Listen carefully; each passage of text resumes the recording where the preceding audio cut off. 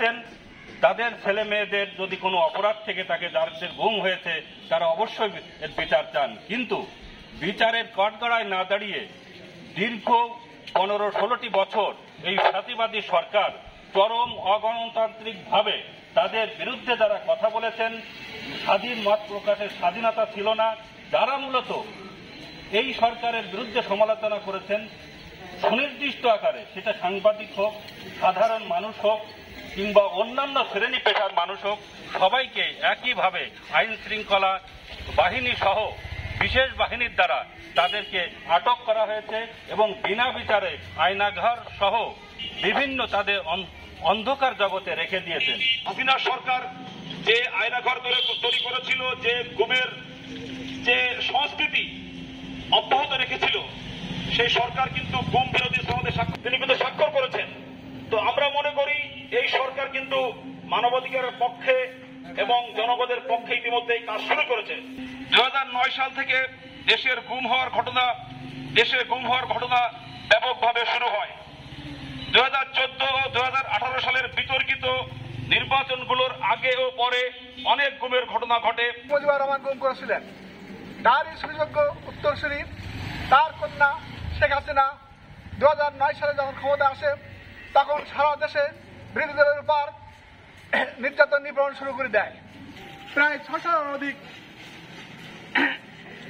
709 জনকে গুম করেছে।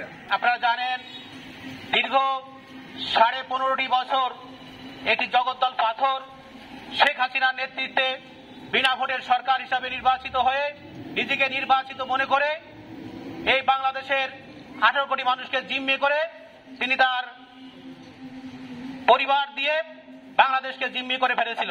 যেসব গুম হয়েছে যেসব পরিবার, সেসব পরিবারের সদস্যরা কত তারের উপরে লোককে গুম করেছে এই সরকার। মনে করি এই যে সেই গুম বিরোধী আইনে যত আমলারা আছে, যত আমলাতান্ত্রিক মনোভাবের যেসব লোকজন আছে তাদেরকে অপসারণ করে প্রত্যেক প্রতিষ্ঠানে সব ব্যক্তিকে আপনি অল্প দামে ভোগ করতে, দুর্নীতি পুরো বন্ধ করতে হবে।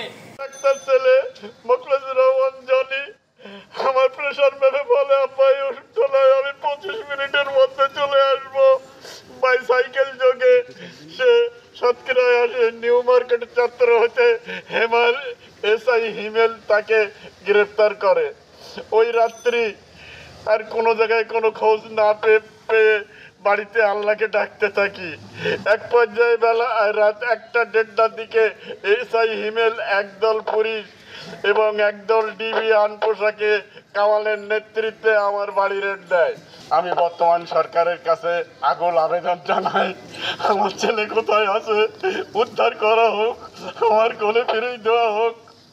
আমি খুব অসুস্থ, আমি দুনিয়ায় থাকতে আমার ছেলে শেষ মুখটা যেন আমি দেখে যেতে পারি।